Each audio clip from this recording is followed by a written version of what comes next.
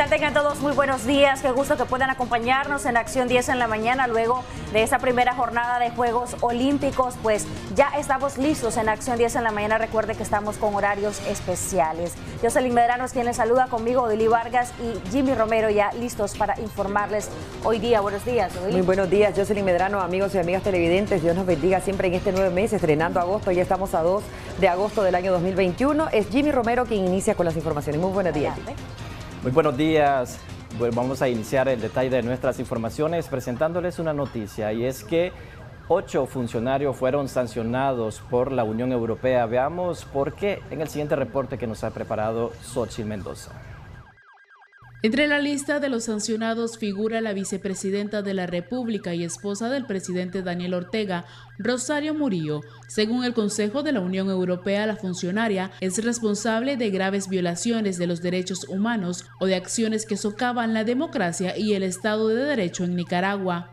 Otro de los sancionados es el presidente de la Asamblea Nacional, Gustavo Porra. En su calidad de presidente de la Asamblea Nacional de Nicaragua, ha promovido la adopción de varios actos jurídicos, entre ellos la ley de amnistía que impide cualquier investigación sobre los responsables de las violaciones masivas de los derechos humanos cometidas en el año 2018, de las leyes que socavan la libertad y el proceso democrático en Nicaragua. Por tanto, es responsable de represión contra la sociedad civil y la oposición democrática, así como de socavar gravemente la democracia y el Estado de Derecho en Nicaragua. A la lista se suma el comisionado Juan Valle Valle, señalado de ser responsable de actos reiterativos de brutalidad policial y uso excesivo de la fuerza, que han provocado la muerte de cientos de civiles, detenciones y retenciones arbitrarias, de violar la libertad de expresión y de haber impedido manifestaciones en contra del gobierno. Por tanto, es responsable de violaciones de los derechos humanos y de la represión ejercida contra la sociedad civil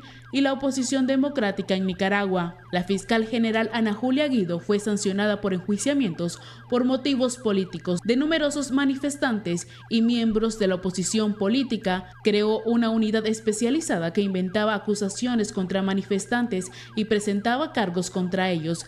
Además, es responsable de haber inhabilitado para el ejercicio de cargos públicos al principal candidato de la oposición a las elecciones generales. Por tanto, es responsable de graves violaciones de los derechos humanos, de la represión ejercida contra la sociedad civil, democrática y socavar la democracia y el Estado de Derecho en Nicaragua. Fidel de Jesús Domínguez Álvarez, jefe departamental de la Policía de León. En su calidad de jefe departamental de la Policía de León desde el pasado 23 de agosto del 2018, Fidel de Jesús Álvarez es responsable de numerosas violaciones de los derechos humanos, en particular de detenciones y retenciones arbitrarias, el secuestro de miembros de la familia de un oponente político, del uso excesivo de la fuerza, de violar la libertad de expresión y la libertad de los medios de comunicación. Por tanto, es responsable de graves violaciones de los derechos humanos y de represión contra la sociedad civil y la oposición democrática. Alba Luz Ramos Vanega, en su calidad de presidente de la Corte Suprema de Justicia de Nicaragua, es responsable de instrumentalizar el Poder Judicial a favor de los intereses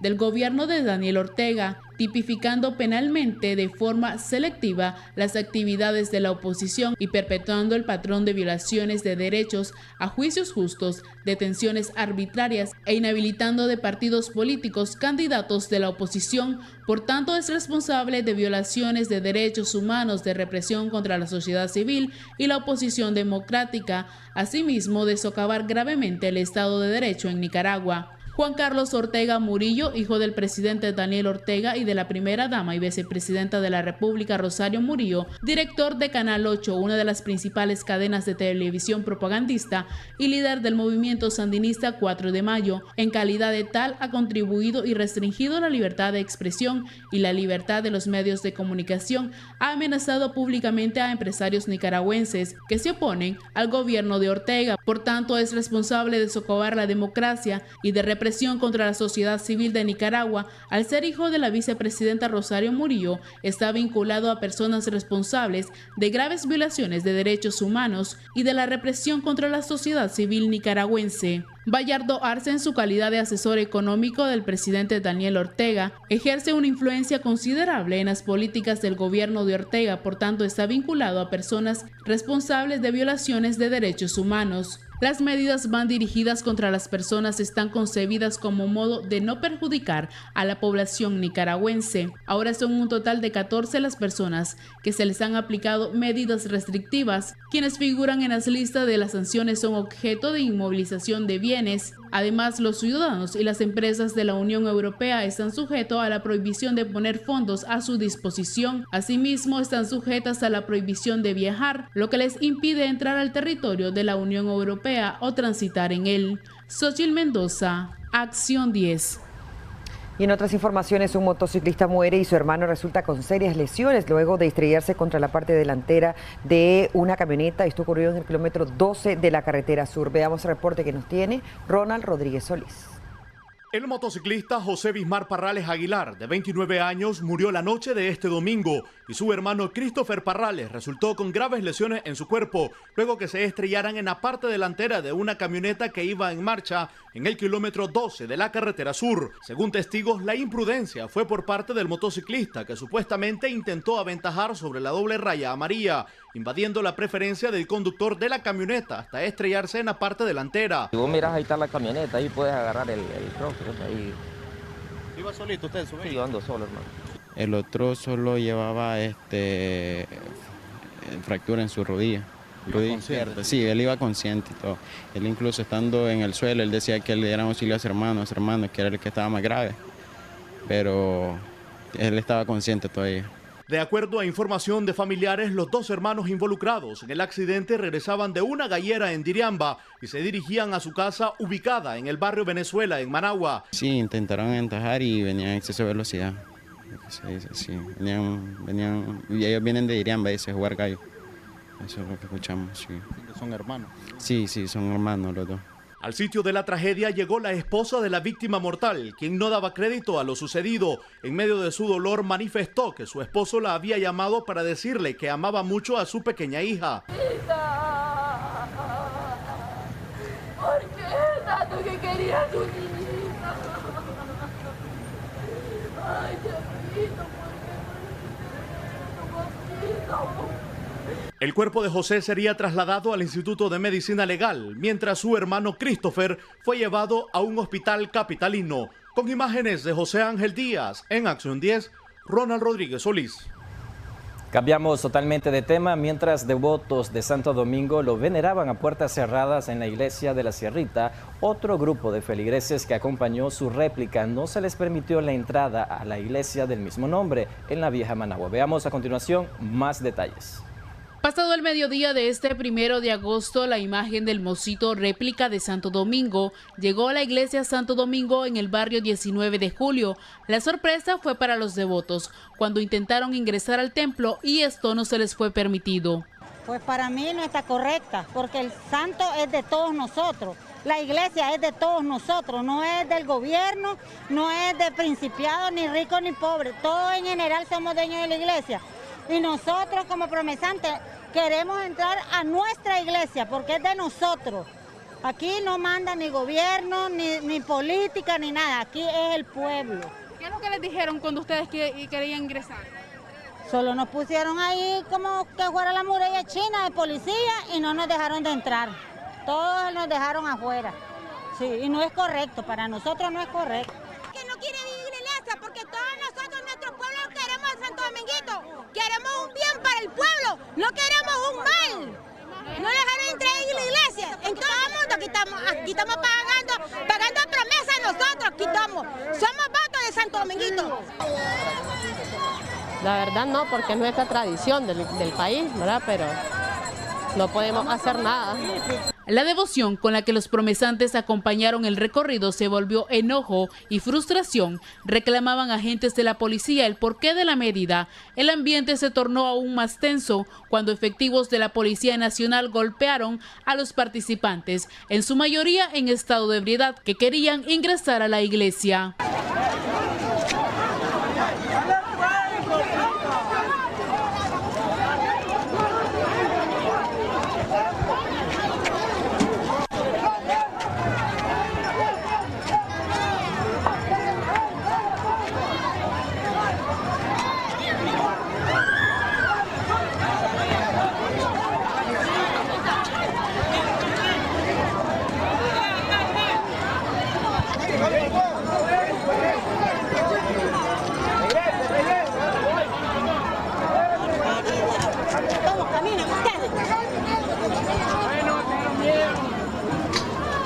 Otro ambiente era el que se vivía en las Sierritas, en la iglesia donde permanece Minguito, con pocos feligreses y a puertas cerradas. Ellos pagaron sus promesas al Santo Milagroso.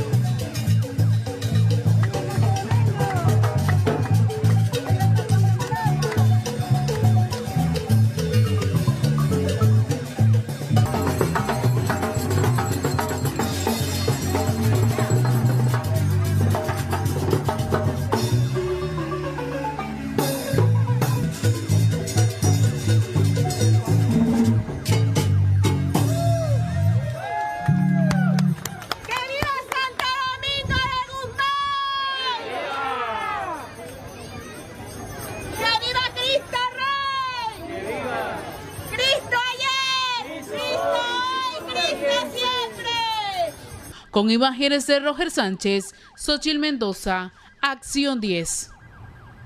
Vamos ahora con otras informaciones. Elecciones libres, justas y democracia para Nicaragua es parte de lo que publicó recientemente en sus redes sociales la subsecretaria para Asuntos del Hemisferio Occidental de los Estados Unidos, Julie Chun. Más detalles a continuación.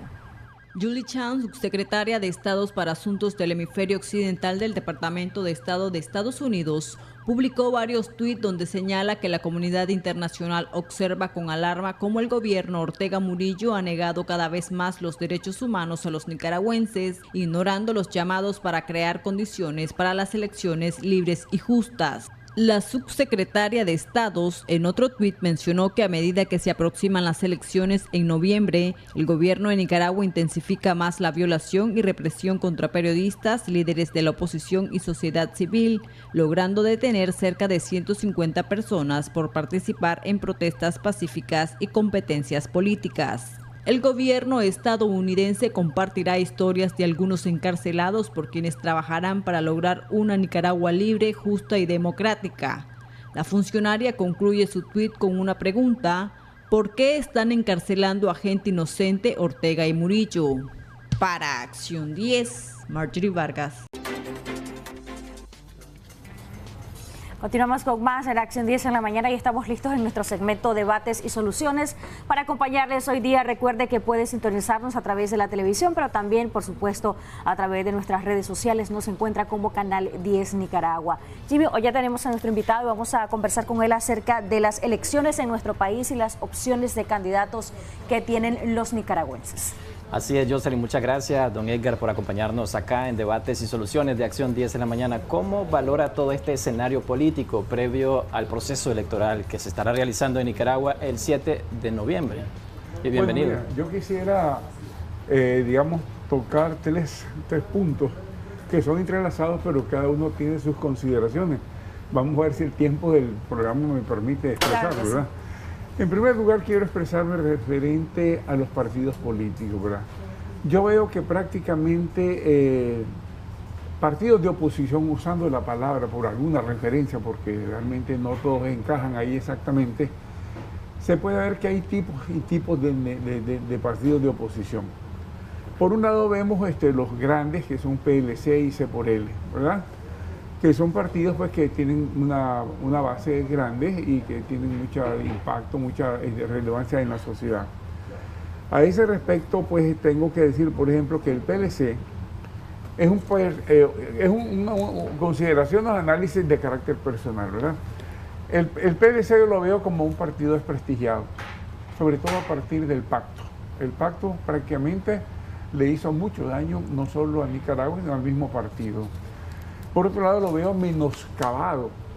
El PLC en las últimas elecciones generales del 2016 apenas tuvo un 4% de votos, ¿verdad?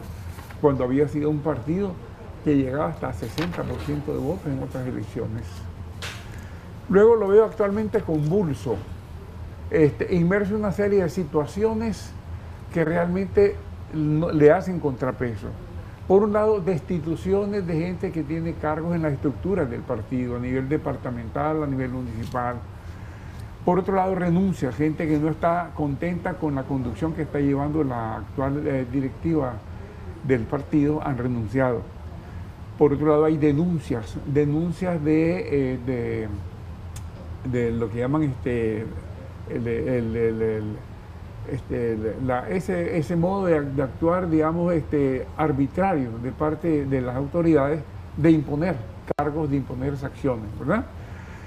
Y al mismo tiempo hay objetos, tanto dentro del partido como fuera del partido, objetos de sospechas de colaboración con el régimen, porque una serie de indicios hacen ver como que el partido estuviera tejiendo, digamos, una acción de colaboración, ¿verdad?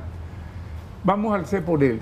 Ese es el panorama que veo en el PLC. En el C por L que veo, por un lado lo veo contradictorio. Hace lo contrario de lo que dice.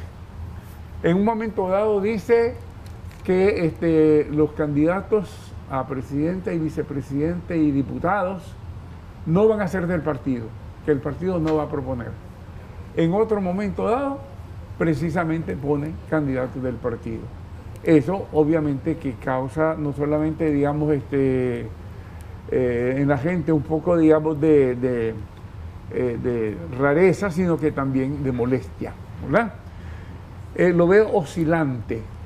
Unas veces asume actitudes de un verdadero partido opositor y otras veces lo veo como acomodaticio con la situación que está creando el país, el partido gobernante, como queriéndose, digamos, acomodar a lo que existe. Lo veo vacilante. Le han metido a la cárcel como a 5 de sus precandidatos, 2 de ellos ya aceptados y otros que habían manifestado su propósito de ser candidatos, y la reacción del C por L ha sido una reacción tímida, una reacción que no está, digamos, a tono con la fortaleza con que ellos debieran haber defendido a sus precandidatos, ¿verdad? ¿Continúa siendo C por L un partido confiable? Hasta cierto punto tengo mis reservas, ¿verdad? Tengo mis reservas, porque incluso ha entrado en contradicción con su aliado, con la Alianza Cívica, porque la Alianza Cívica tenía unos candidatos a que proponer y olímpicamente C por L se los bypassó, ¿verdad? Luego ha tenido históricamente bajo porcentaje de votos. Y lo último que me parece una actitud antiética, que le sobrevivía como candidato el señor Treminio, porque al señor Noel Vidaurre lo habían echado preso, ¿verdad? Y olímpicamente dicen que el señor Treminio no es una persona, digamos, que tenga carisma, que tenga impacto, que no es conocido. Etcétera. Pero entonces para eso ponen al señor Sobalbarro. Pero resulta que en las redes el señor Treminio tenía como 6.000 seguidores y el señor Sobalbarro tiene como 250. Entonces, ¿cómo entender eso? Además, si ya tenían un compromiso y él era el candidato que quedaba, bueno, hay que respetar eso. Esa medida... Aquí se lo preguntamos, doctor, y disculpe que lo interrumpa, ¿sí? Pero aquí se lo preguntamos a don Adán Bermúdez, ¿por qué no haber hecho un proceso interno dentro de los convencionales de Ciudadanos por la Libertad, donde Treminio pudiese competir por la presidencia, por la candidatura a la presidencia, con en este caso el que quedó? Porque es lo que se me Pero él decía que no había tiempo ya. Es el dedazo, es decir, una actitud, un comportamiento del dedazo. La decisión desde arriba, sin tomar en consideración lo pactado, lo hablado, sin tomar en cuenta a las bases, ¿verdad? Bueno, doctor, entonces, ese proceso de dedazo que enfrentó Ciudadanos por la Libertad va a pasarle factura en este proceso de elecciones, donde muchos han dicho que los candidatos que están a presidente y vicepresidente no tienen mucha intención de votos y esto podría restarle mucha ganancia en este proceso electoral a Ciudadanos por la Libertad. Le puede restar muchos votos, no solamente de la gente del partido, sino de gente que es opositora y que no teniendo otro espacio donde votar, como quieren votar en contra de la dictadura, votarían por él. Pero ya ese tipo de comportamiento, le quita un cierto apoyo de sectores de la población. Con este proceso de dedazo que ha enfrentado, según algunos expertos, Ciudadanos por la Libertad, ¿quién sería el mayor ventajoso en este caso? ¿El Partido Frente Sandinista o el PLC? Sí, bueno, el PLC, quiero referirme ahora a él, por ejemplo, respecto a los candidatos. PLC tiene como candidato ya último al señor Milton Arcia y a la señora María Dolores Moncada. Al señor Milton Arcia yo le reconozco su trayectoria como empresario, un empresario exitoso, un empresario visionario, ¿verdad? Que inclusive ha sido objeto de maltrato de parte del sandinismo. Perseguido, menoscabado en sus bienes, le destruyeron una construcción que tenía en la isla de Ometepe, se le apoderaron de lo que tenía aquí en el Salvador Allende, lo humillaron, lo golpearon, lo apresaron, etcétera, etcétera, ¿verdad? Pero el que sea un empresario exitoso no quiere decir que necesariamente sea un candidato político de impacto y de carisma, que a mi juicio no lo tiene. Le hace falta bagaje político y aquel carisma que necesita la gente para poder votar por esa persona. Le falta carisma, ¿verdad? Eso que hace que un candidato atraiga, eso que hace que un candidato sea como un imán, que mueva a las multitudes. ¿Tiene la capacidad y la experiencia este candidato? No la tiene. Y por otro, tiene como empresario, pero es una cosa, como político no. Inclusive, otro detalle verdaderamente desastroso, no tiene plan de gobierno. ¿Cómo es posible que haya candidatos a la presidencia que no tengan plan de gobierno? Y lo dijo claramente. Con la señora Dolores también, María Dolores Menca, lo dijeron, que no tenían plan de gobierno. Eso es absolutamente absurdo. ¿A qué apuesta el PLC con esto?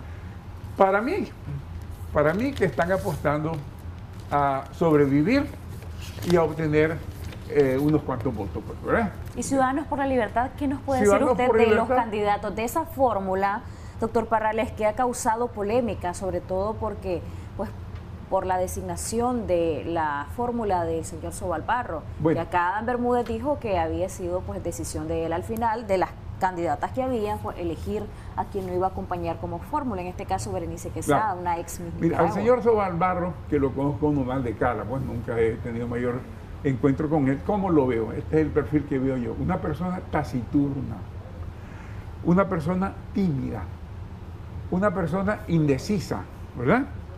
Que no tiene garra como político, que no tiene carisma, que no tiene impacto, ¿verdad?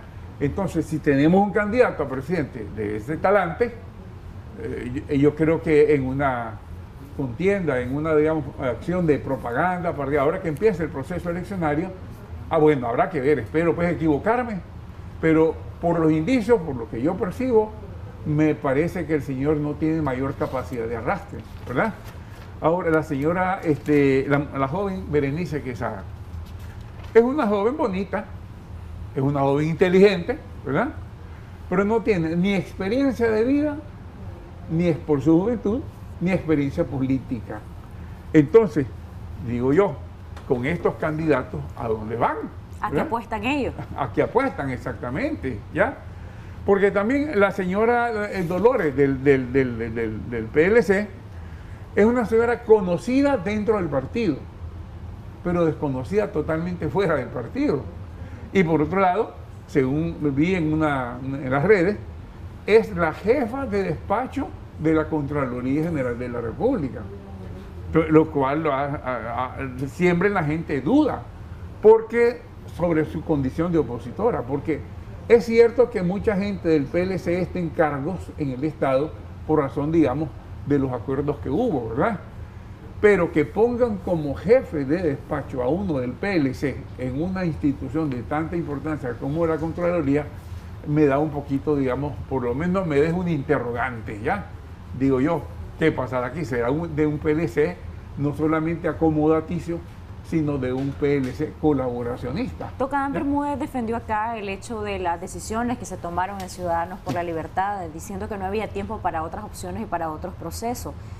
Defendió los cuestionamientos, o más bien totalmente obstaculizó y desestimó los cuestionamientos en cuanto a que fue dedazo, en cuanto a que están jugando a ser la segunda fuerza política o que están jugando a ser zancudo, y enfáticamente dijo que eso no es cierto, que estas situaciones que hemos visto de las decisiones de Ciudadanos por la Libertad no obedecen a este tipo de cosas. Entonces, ¿cuál es su visión de acuerdo a la experiencia que tiene usted, incluso como ex diplomático, y que políticamente hablando ya hemos visto bastante de parte de los partidos políticos? Es que precisamente lo he visto, por eso yo decía al principio, oscilante, como indeciso, ¿verdad? Como contradictorio.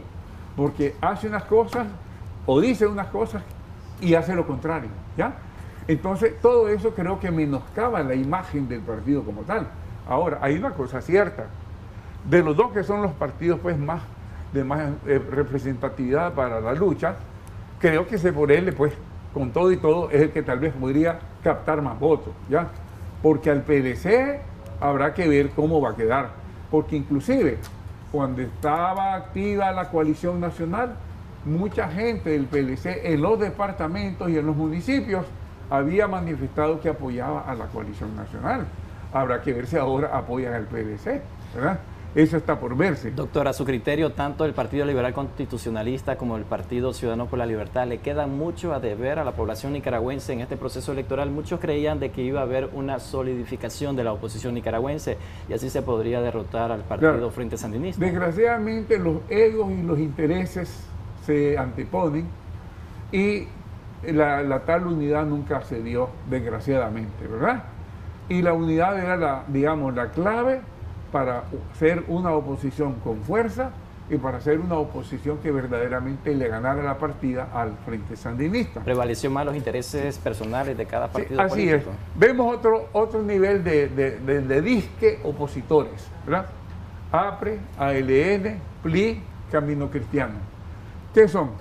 En primer lugar, hoy el día de hoy se vence la presentación de candidaturas a los cargos, presidente, vicepresidente, diputado, ¿verdad? Hasta el día de hoy no se sabe qué candidatos tengan, porque no lo han dicho, ni qué plan de gobierno tengan. Por otro lado, aunque se supiera, para mí esos partidos son inodoros, incoloros e insaboros, ¿verdad? Son partidos realmente sin ningún impacto en la opinión pública.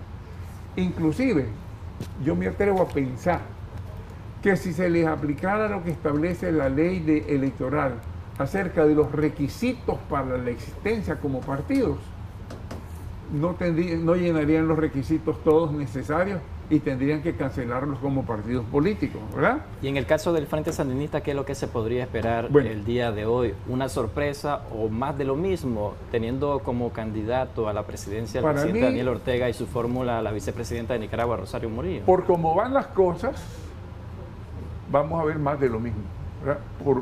Por cómo van las cosas. Por un lado, el Frente Sandinista tiene fuerza en su partido, en su membresía, en su área de influencia, ¿verdad? Que históricamente dicen que había sido un 34%, pero ahora parece que anda como por un 10%, ¿ya?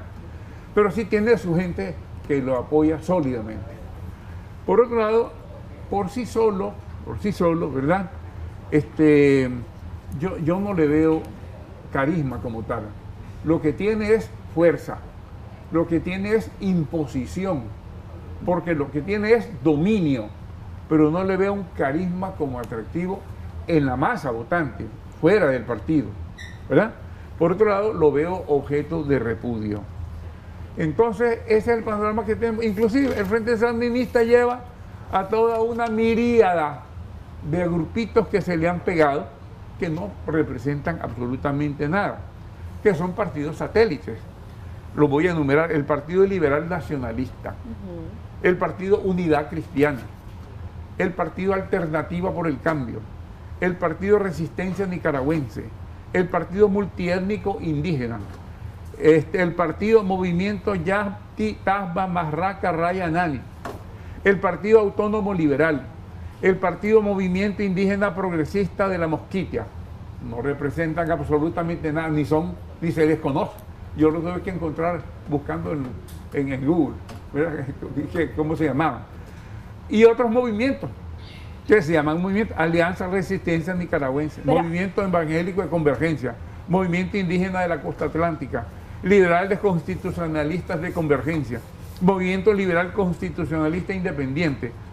Es decir, todos esos años no son más que, digamos, gente que hambrea cargos, que los pongan en carguitos, en distintas dependencias y todo, no representan nada. Tengo dos dudas, doctor. Hay gente que, a pesar de lo que usted ha mencionado en este momento, pues están viendo a un Frente Sandinista con una orientación, con una casilla, como un partido organizado y como un partido que tiene las de ganar, además por las reglas de juego, según algunos analistas.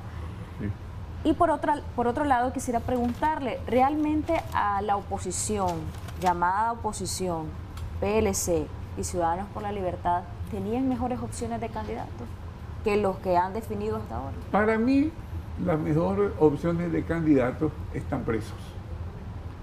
Ya sea los que estaban en C por L, ya sea los que estaban en la coalición nacional. Y a mi juicio, el grupo político que verdaderamente le podía o le pudo haber ganado al Frente Sandinista en esta justa, si fueran limpias, es la coalición nacional.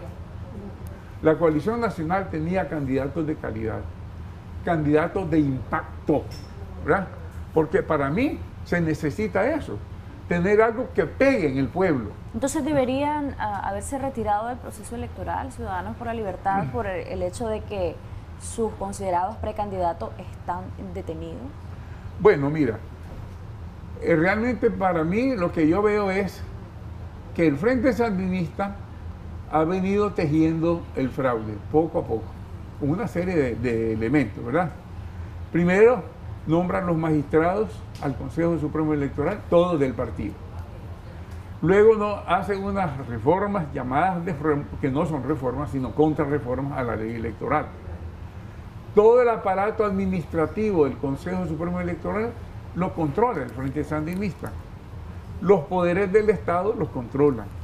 Controla el ejército, controla la policía, controla a los parapolicías, controla otras instituciones del Estado como la Fiscalía, la Contraloría, controla el presupuesto general de la República, el partido con sus ramificaciones, los LS, los CDS, etcétera, etcétera, ¿verdad? Que hacen su trabajo en los barrios, en las comarcas, en todas partes en el Estado. El chantaje que le hacen a los empleados públicos de que tengan que dar su cuota partidaria para el partido y a la vez que tengan que participar en la actividad del partido. Y a otras organizaciones, el chantaje que le hacen inclusive creo a los buses también, en los buses andan todos, ¿verdad? Y no creo que sea por convicción, sino porque los obligan. Luego, los otorgamientos de permisos para manifestarse, ahora que entremos en la campaña pública, que va a ser manejado por la policía, siendo el jefe supremo de la policía Daniel Ortega. En todo esto lo vemos, ¿verdad? El partido que en realidad por sí solo es el más organizado, el que tiene todos los recursos y todas las posibilidades. Pero si hubiese habido condiciones para una justa, libre y verdadera, estoy seguro que los otros partidos hubieran podido también fortalecerse, hubieran podido desarrollarse, hubieran podido impactar en el pueblo. Ya, lo que pasa es que aquí definitivamente se ha hecho todo por parte del Frente Sandinista para evitar cualquier posibilidad en la oposición y para simplemente fortalecerse ellos. Le reitero, doctor, el actuar de Ciudadanos por la Libertad y del PLC, por ejemplo, ante estas realidades, ante estas personalidades que eran considerados precandidatos y que están detenidos, ¿cuál hubiese sido el actuar adecuado de cara al proceso electoral? Porque mucho se le ha preguntado, por ejemplo, a la gente de Ciudadanos por la Libertad, y dicen, vamos a ir con los que queden. Sí. Y al final solo les quedó Treminio y al final no fueron con él. Entonces, sí, el actuar frente al desafío electoral. Porque todos dicen la vía electoral es por la que debemos apostar. Si se va a las elecciones, que todavía a esta altura lo tengo en duda, ¿verdad? Si se va, pues porque el proceso va todo manifestándonos o enseñándonos de todo punto de vista que es un fraude que se está construyendo y va a terminar en unas elecciones fraudulentas.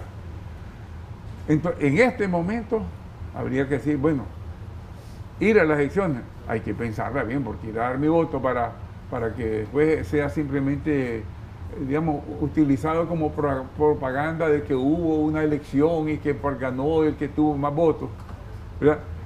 Habría que pensarla. Hubiera sido importante, por ejemplo, si estos dos partidos grandes se hubiesen unido, hubiesen dado tal vez una mejor imagen ante la población, hubiesen, digamos, captado o conquistado votos indecisos, pero tal como está la cosa, yo la veo realmente adversa. La veo como que las posibilidades son irrisorias, mínimas, y si no hay, digamos, factores que de aquí a octubre, por ejemplo, incidan en la forma de que esto cambie en alguna medida y se den ciertas garantías de transparencia, de limpieza, yo no le veo futuro a estas elecciones. ¿Deberían retirarse estos partidos de la contienda electoral entonces? Bueno, ¿en qué momento? ¿En octubre? Dice usted que sí, podrían sí, porque ya para reconsiderar, noviembre, ¿no? ya son las elecciones. No sé, realmente ellos, eso tendrían que decidirlo ellos, pues, porque realmente yo puedo tener una forma de pensar, pero ellos tienen su visión, sus cálculos, sus propósitos, y ellos pueden tomar otra decisión. Doctor, ¿qué se podría esperar este próximo 7 de noviembre con ese descontento político que existe de la oposición nicaragüense en cuanto al Partido Ciudadano por la Libertad, el PLC, por la escogencia de sus candidatos a presidente y también candidatos a vicepresidente? Se ha hablado de dos estrategias diferentes. Una estrategia, ir a las elecciones masivamente para votar en contra masivamente y obtener, digamos, la derrota de la dictadura. ¿Qué podría pasar con el abstencionismo que ahora? esa opción tiene el inconveniente de que aunque se vaya masivamente, si el orteguismo tiene todo organizado de manera que el fraude le funcione, pueden manipular las elecciones aunque la votación sea masiva. Esa es una de las opciones alternativas que se han planteado. En cuanto al abstencionismo, ¿qué podría pasar? La otra es abstenerse. Pero el abstenerse, que permite o que provoca que entonces en un voto minoritario que se dé de parte de la población, el voto del Frente Sandinista sea mayoritario. Y como ellos reformaron la Constitución, de manera que establecieron que se gana con el número mayor numérico de votos, ¿verdad? El Frente Sandinista ganaría de todas formas y diría, miren, en estas elecciones en las que se compitió abiertamente, nosotros obtuvimos el mayor número de votos. A 3 meses aún está a tiempo el presidente de la República, Daniel Ortega, de crear las condiciones necesarias para que la comunidad internacional y los partidos políticos digan de que este proceso ha sido transparente, democrático y justo, como lo han venido demandando los nicaragüenses. Fíjate que podría ser, si hay voluntad, sí. Aún así podría sacar ventaja a la oposición teniendo unos candidatos que prácticamente no tienen mucha intención de votos. Allí prácticamente, digamos, la fuerza de la votación sería no por los candidatos, sino por la voluntad de votar en contra del Frente Sandinista. Más por la casilla, entonces. Más por la casilla, exactamente. Ahora, te digo una cosa, pues, al respecto de eso, que el Frente Sandinista, muchas de las medidas que ha tomado, las ha tomado en forma acelerada. Y si ha tenido esa aceleración para todas las medidas fraudulentas, podría tener también aceleración para revertirlas, ¿verdad? Si hay voluntad. ¿Qué puede pasar? Lo que yo veo en el fondo es que no hay voluntad. Justamente con esto que usted ha descrito, la comunidad internacional ha hecho algunos llamados al gobierno actual, a la administración actual en cuanto al tema de las elecciones. Y hemos visto algunas reacciones de parte del presidente Daniel Ortega en cuanto a estos temas. ¿Qué podría ocurrir si las cosas continúan así, si siguen los cuestionamientos en el tema de las elecciones y si una vez pasadas las elecciones continúan esos cuestionamientos? ¿A qué se encamina Nicaragua como país? Mira, ellos a troche y moche han ido enquistándose más y más y más y más, ¿verdad? Y han ido, digamos, aumentando la represión de las personas, de los sectores políticos, de los periodistas, de los religiosos, de los empresarios, de los etcétera, etcétera, ¿verdad? Mira, si ellos mantienen ese enquistamiento, a pesar de la presión que le hagan de fuera, ¿qué va a pasar? Que ganen las elecciones, y ya lo dijo la comunidad internacional, van a desconocer el resultado, van a declarar ilegítimo al que resulte, ¿ya? Y ¿qué es lo que va a venir? Va a venir toda una situación de cierre de puertas, sobre todo en el campo económico.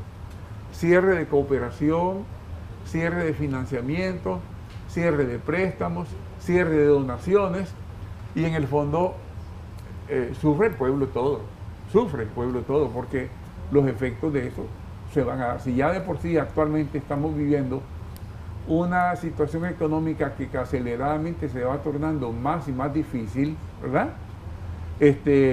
Realmente con una situación en la que le cierren todas las puertas financieras al gobierno, va a ser peor todavía. La crisis económica y política se acentuaría aún más y en este caso la comunidad internacional desconoce el proceso del 7 de noviembre.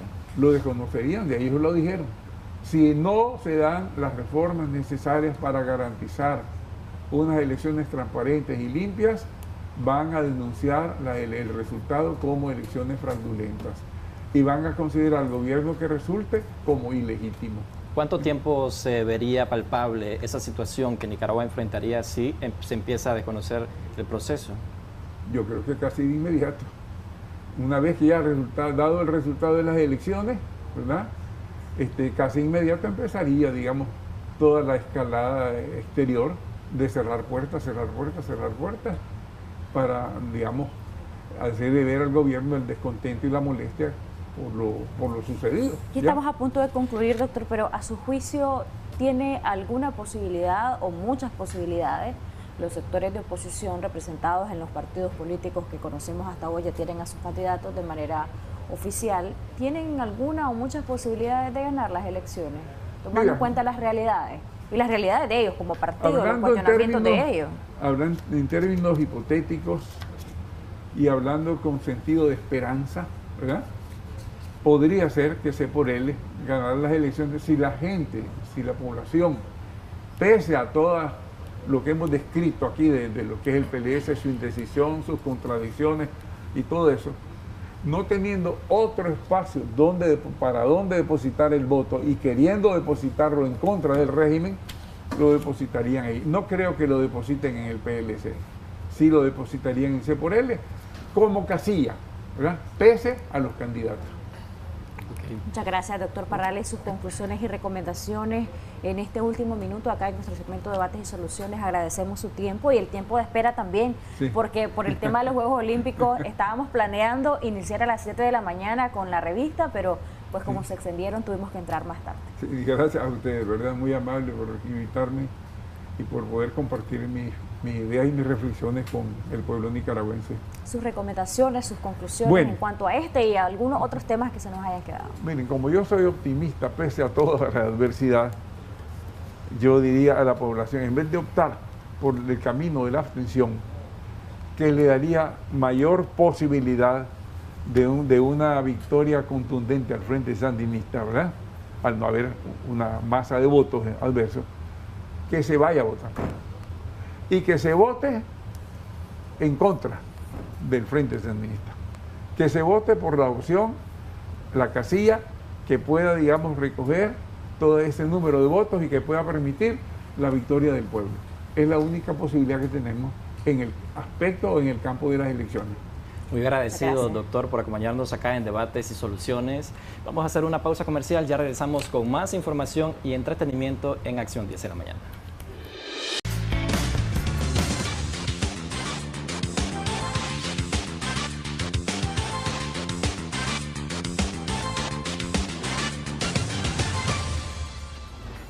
Continuamos con más de Acción 10 de la mañana y tal como les habíamos comentado, tenemos información valiosa. Esta mañana nos acompaña acá en el estudio Verónica Dávila, responsable de registro académico del Centro Juvenil Don Bosco. Muy buenos días, gracias por acompañarnos. Muy buenos días, agradeciendo verdad el espacio que ustedes nos brindan y llegar a tantos hogares nicaragüenses, especialmente a los jóvenes, ¿verdad?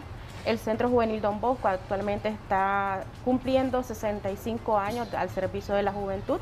Y pues venimos a ofrecerle cursos disponibles, accesibles, ¿verdad? En horario y en costos. En el marco de ese aniversario, ¿qué tipo de carreras pueden optar los jóvenes o aquellos interesados en llevar una carrera técnica? Ok, ahorita tenemos los cursos cortos, ¿verdad? Cursos cortos de 3 meses, donde lo que pretende el Centro Juvenil Don Bosco es que el joven comience a emprender.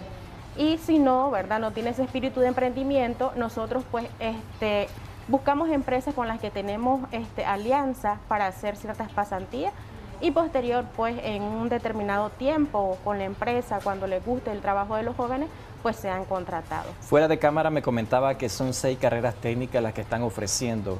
¿Me podría mencionar cuáles son una de ellas para aquellos interesados en poderlas llevar? Ok, tenemos reparación y mantenimiento de motocicletas en el turno matutino y vespertino. Los costos son simbólicos, ¿verdad?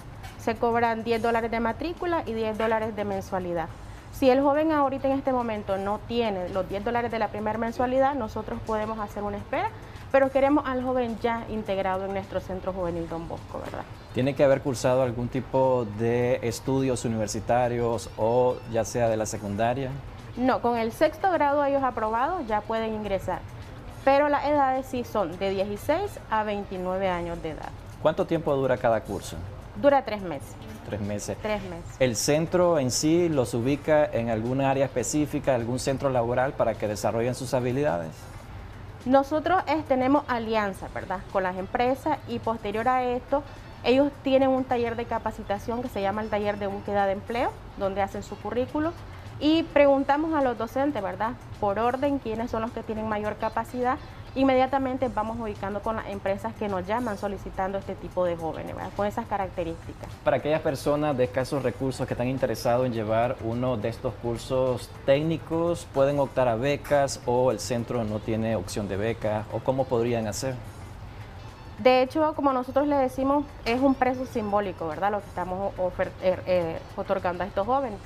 Pero si el joven, ¿verdad?, en determinado tiempo vemos que tiene una capacidad bastante buena de puntualidad, su desarrollo de las habilidades blandas dentro del grupo de trabajo, puede optar a una beca. Pero primordial es primero matricularse y pagar su primer mensualidad. ¿Han documentado historias de éxito de aquellas personas que han optado a estos cursos o carreras técnicas que ya se han posicionado en el ámbito laboral? Claro, nosotros hace poco, la semana pasada, participamos en una feria de emprendimiento en el Centro Comercial Managua, donde están muchachos que han sido emprendedores, y pues para nosotros eso es un testimonio muy bonito por parte del Centro Juvenil Don Bosco. La invitación que le podría hacer a la gente que nos está viendo, hay edades que se podrían estar aptos para poder estas carreras técnicas o hacen algunas excepciones. Ahorita, por un proyecto con el que estamos trabajando, la edad que nos solicitan, ¿verdad?, de los estudiantes es entre 16 y 29 años, en cualquiera de las carreras que estamos ahorita ofertando, que es reparación y mantenimiento de motocicletas, lo que es caja, repostería, neogastronomía y también lo que es la especialidad de caja, como lo había dicho anteriormente. ¿Dónde están ubicados y cuáles son los números telefónicos para aquellos que desean mayor información sobre estas carreras técnicas que ustedes están ofertando? Estamos ubicados en la colonia 10 de junio, frente a Cruz Roja Nicaragüense, y las rutas de acceso son la ruta 159, 195 y la ruta 118. Muchas gracias, Verónica, por acompañarnos acá en Acción 10 en la mañana y compartirnos esta excelente noticia, por supuesto, para aquellos que están interesados en optar a una carrera técnica. Ahora es momento de trasladarnos al otro lado del estudio. Odili Vargas nos tiene más información en el segmento Camino al Éxito.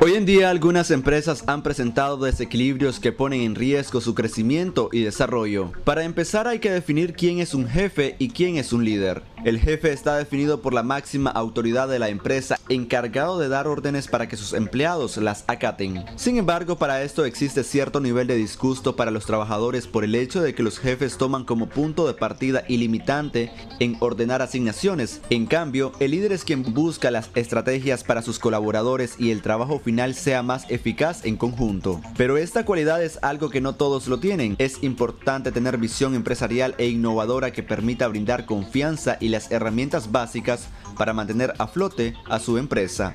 ¿Cómo identificar a un jefe y a un líder? En la siguiente entrevista lo conoceremos. Christopher Guevara, Acción 10. Gracias, Christopher Guevara. Y para hablar de esto está con nosotros Natanael Osorio, es motivador y coach internacional. Vamos a conversar un poco sobre el líder y el jefe. Hay tanto que decir, hay tantos roles también que ambos están realizando, pero ¿cómo nosotros identificarlos? Muy buenos días, Natanael. Muchísimas gracias, Odili.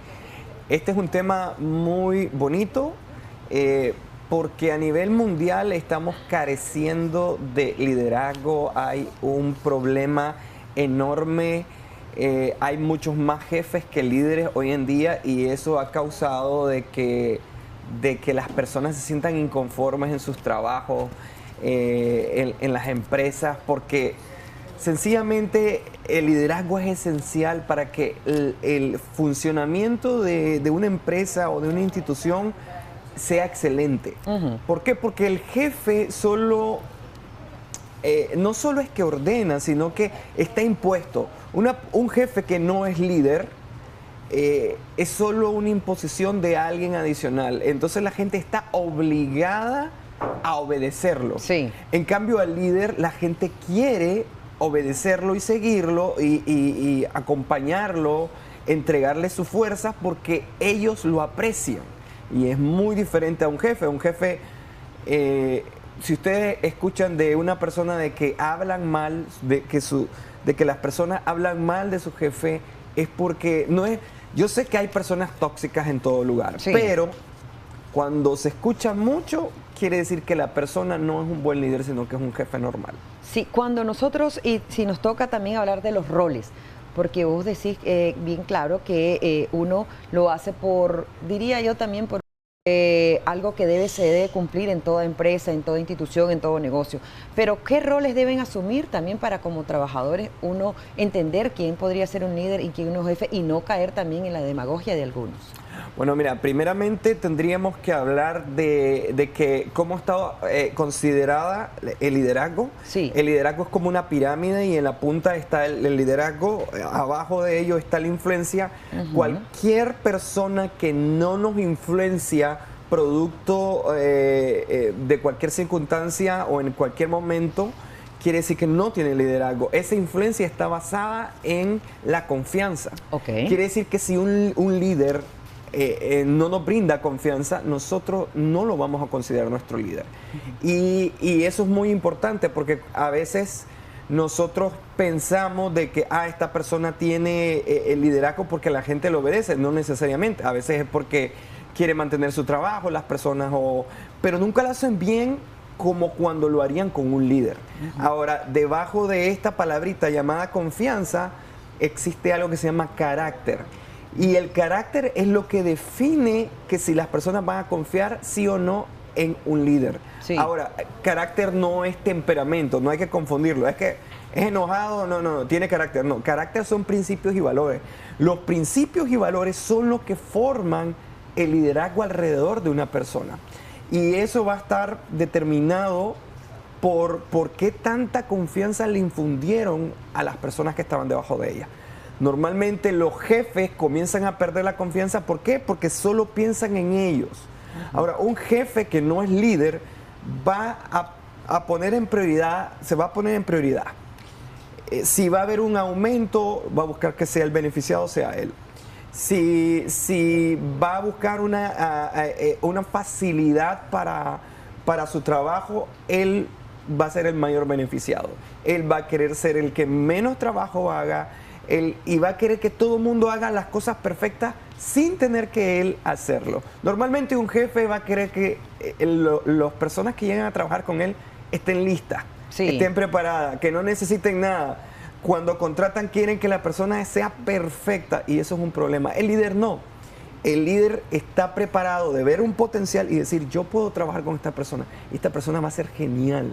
Y el líder está interesado en que los demás sean geniales. Y ojo, no es que cuando se solicita el que esté preparado, que no quiere decir que no tiene que hacerlo, ¿no? Por eso se llenan algún tipo de plazas, se dan las orientaciones y recomendaciones que se está necesitando en ese momento. Pero sí es importante que se haga que sea emotivo esa orientación, que también sea productivo lo que se le va a decir, que esa persona crezca no solo desde el punto de vista profesional, sino también personal. ¿Ese también es un rol de un líder o también de un jefe? Mira, normalmente los jefes no están interesados tanto en que su gente crezca, sino en que tenga la capacidad para hacer su trabajo. Hay jefes que te pueden mandar a capacitar, pero solo por el simple hecho de producción para su mismo negocio. Exactamente. En cambio, el líder está interesado en que te desarrolles. Los jefes tratan de detener tu desarrollo al máximo. ¿Por qué? Porque eso amenaza su puesto de trabajo. Bueno, eso es lo que se cree, ¿verdad? Es lo que se cree. Exactamente. Pero el líder no, el líder está interesado en que la gente crezca para que la organización crezca. Y bueno, tenemos una llamada, después te hago otra consulta en relación a esto. Muy buenos días, adelante, le escuchamos. Hola, buen día. Sí, buenos días. Gracias por la oportunidad, importante el tema que están tocando. Me parece como importantísimo también el hecho de poder compartir un poco de experiencia. Lo que pasa es que en la práctica, muchas empresas, la mayoría de las empresas aquí en Nicaragua son, como se dice, la vieja escuela, o sea que no aportan a hacer que sean las personas. Y el liderazgo en sí, la mayoría de las personas acá consideran a una persona jefe, a un jefe como si fuera un líder, casi automáticamente porque es impuesto. Y también hay otra experiencia, hay muchas personas que a través del liderazgo que uno quiere ejercer, cuando se les da la oportunidad de poder compartir, como lo que mencionaba el expositor acá, cuando uno quiere hacer que sea la gente, las personas como están acostumbradas a solo recibir órdenes, lo ven como que uno, desde la perspectiva del jefe o gerente, creen que uno no quiere hacer el trabajo, que uno se está acomodando sobre sus capacidades. Entonces, ¿cuál es el punto? Tiene que ver mucho con la cultura empresarial que tenemos en Nicaragua. La mayoría de las empresas abonan a tener a un jefe, básicamente en vez de tener un líder, porque no les interesa en la práctica, y eso es una parte de las experiencias que les puedo compartir. Bendiciones y muchas gracias. Muchas gracias a usted por compartir. Excelente aporte. Hay un sinnúmero de dificultades hoy en día con el liderazgo. El liderazgo tiene 5 niveles y obviamente el cuarto y el quinto es muy difícil de alcanzar, pero por lo menos en Nicaragua deberíamos de tener niveles 2, niveles 3. Y lo que encontramos en la mayoría de las empresas nicaragüenses son niveles 1. Personas que lo que quieren es, no quieren escuchar a sus empleados, no quieren dejar que ellos aporten ideas, su talento. Lo que quieren es hacer lo que te pido y nada más. O sea, ese aspecto de yo quiero mandarte y yo quiero que hagas lo que yo quiero, es un problema. Y eso viene de los jefes. Los líderes vienen y escuchan, canalizan la información. Si es buena, la comparten. O sea, lo que vence son las ideas del grupo, del equipo. No vence la idea misma. Hay personas que le dan argumentos muy buenos y al final terminan haciendo lo que quieren. Eso es un jefe. Un líder no. El líder piensa en la organización. No piensa porque no es mi idea, no es buena. Piensa en colectivo, entonces. Exactamente, claro, porque quiere lo mejor para la organización, lo mejor para el equipo. Siempre va a buscar que el equipo... Miren, un jefe busca que las personas buscan soluciones a los problemas. Eso hace un jefe. Y ustedes dirán, qué bueno, sí, es muy bueno. Pero el líder hace algo diferente. El líder busca cómo que la gente crezca para que ellos solucionen los problemas. ¿Ve la diferencia? Uno busca la solución del problema, el otro busca desarrollar personas que solucionen los problemas. Exactamente. Hay algunos que dirán qué importancia hay o si se puede tener dentro de esa misma empresa o organismo o institución un líder y un jefe, o siempre están independientes. No. Pueden haber distintos tipos de... Por eso es que hay los niveles, ¿no? Sí. En el nivel número 1 están los jefes. Se le llama el nivel número 1 de liderazgo, aunque es muy limitado. Es liderazgo porque el liderazgo es influencia. Sí. La influencia te la da el puesto. Entonces, por tener el puesto, tenés cierto grado de influencia sobre nosotros. Sí. Ese es el nivel 1, el más básico. Pero ya en un nivel 2, un líder comienza a desarrollarse. Y yo he estado en empresas muy grandes de Nicaragua, donde promueven mucho el liderazgo, y yo me acuerdo que estuve dándole a un grupo de gerentes y vengo y les digo, estaban todos los gerentes de una gran empresa y les digo, aquí solo he notado un líder de nivel 3. Y muchos de ellos llegaron donde mí y me comenzaron a preguntar y me dijeron, ¿verdad que yo no soy? Y yo le dije, no. Y la única persona que no me llegó a preguntar, ¿verdad que yo no soy? Era el líder del nivel 3. Porque el líder del nivel 3 estaba preocupado porque los demás estuvieran aprendiendo. Es cierto que él posiblemente ya sabía lo que yo estaba compartiendo, pero estaba muy interesado en que su gente estuviera aprendiendo, estuviera lo más cómodo. Estás listo, tenés todo preparado, estás entendiendo sobre esto. Entonces, ese es el liderazgo se enfoca en las personas. Ok, y es importante también capacitar a las personas porque para que aprendamos, diría yo, ¿verdad? No solo aprendamos a identificar un jefe, un líder, aprendamos a entender a veces, por ejemplo, que se dice... las órdenes no se discuten, se ejecutan, se dice en ese sentido. Cuando es un líder, como vos decís, en colectivo, nos da esa permisibilidad de pensar, de expresarnos y de actuar también para apoyar al grupo. Hay muchas empresas que están poniendo en práctica el hecho de capacitar a sus trabajadores, pero también preguntarles cómo está, porque un jefe es difícil que te diga cómo está tu familia, y esa forma es muy bonito que se está implementando en muchas empresas, porque decían también expertos en la materia, igual que vos, que si el empleado, el trabajador, como se le dice en diferentes países, acá nosotros le llamamos trabajador o colaborador, está bien consigo misma, con su familia, va a ser mejor la productividad que pueda dar y brindar en esa empresa. Y es de ahí que tanto los jefes como los líderes sería importante, ¿verdad?, que se tomara en cuenta esto. Muchísimas gracias, Natanael. Muchísimas gracias, Abel. Bueno, bendiciones. Ya aprendí bastante de vos. Bueno, vámonos de inmediato a una breve pausa comercial y ya regresamos.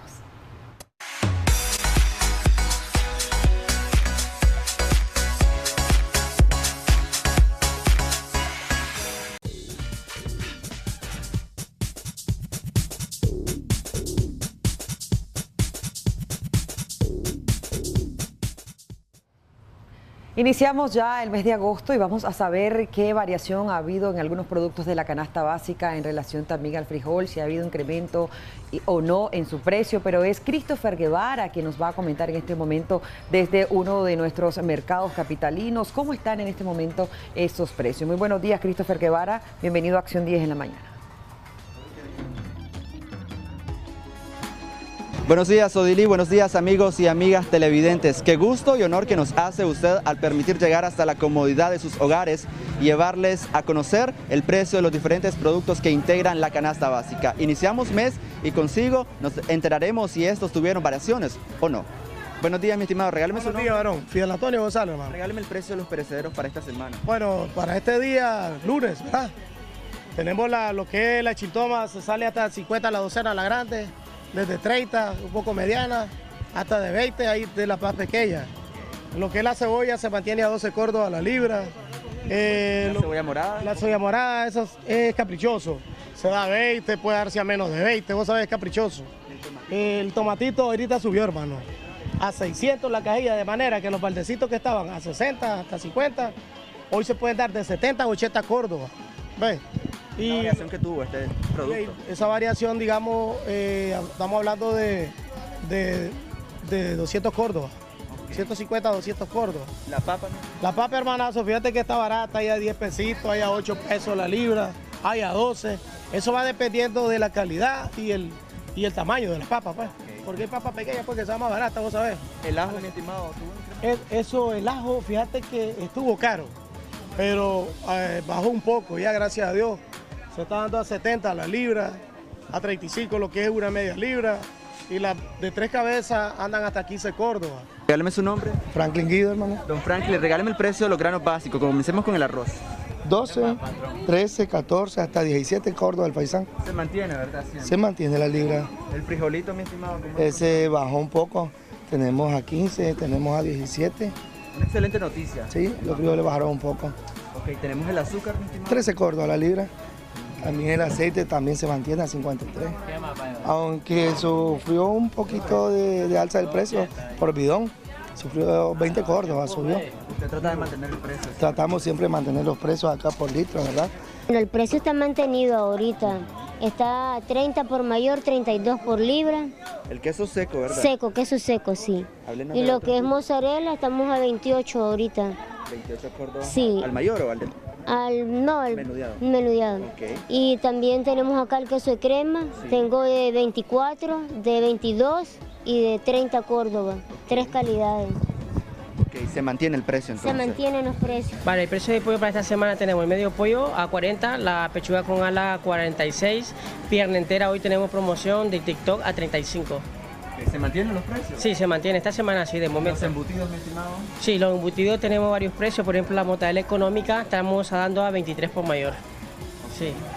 ¿Los salchichones? Salchichones a 26, bueno, de media libra, a 40 el de libra, y bueno, así dependiendo de la marca. Beca García. Mi estimada, ¿cómo encontramos la carne esta semana? Pues al mismo precio, no han variado. ¿Cuál es el precio? El lomo se cotiza a 95, la postepierna 90, la gallina 85, contra el lomo 85, el cerdo está a 70. ¿Se prevé que tenga un aumento en esta semana o en este mes de agosto? Pues esperamos en Dios que no, porque ya el precio está demasiado alto, ya los clientes, ya el público ya no quiere dar los 95 ni los 90, entonces esperamos en Dios que baje, ¿vale? Más enviar.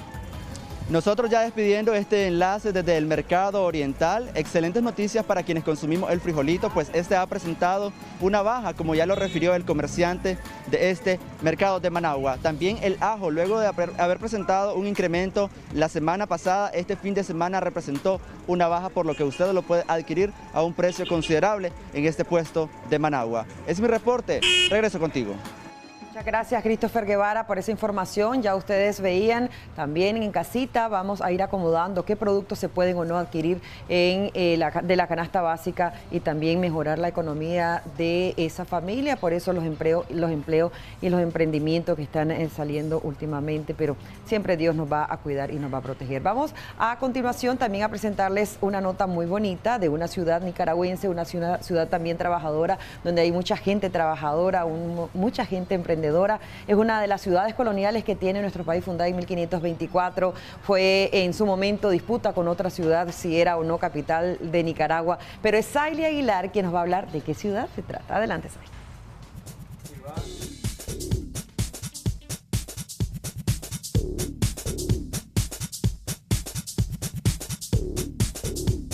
Muchas gracias, Iván, por mantenernos al tanto de lo que está aconteciendo en los Juegos Olímpicos Tokio 2020. Y antes de finalizar, queremos mandar un saludo muy especial a mi tía que está de cumpleaños el día de hoy.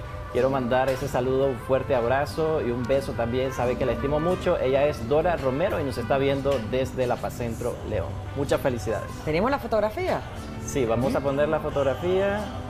Bueno, saludos muy especiales para ellos. Dios los bendiga, los guarde y les proteja. Nos vamos, Tati. Así es. Recuerden que mañana en punto de las 8 de la mañana, de 8 a 9, pero queremos que usted sepa de que a veces los horarios se extienden o a veces se atrasan un poquito o se adelantan. Recuerde que somos el canal oficial de los Juegos Olímpicos 2020 y que es totalmente en vivo, entonces todo va dependiendo, ¿verdad, Odili, del partido que esté en el momento, si se atrasa, si adelanta. Entonces igual de esa misma manera, Acción 10 en la mañana. Lo importante es estar pendiente porque siempre tendremos Acción 10 en la mañana. Así será hasta la próxima entrada. Pasen un excelente día.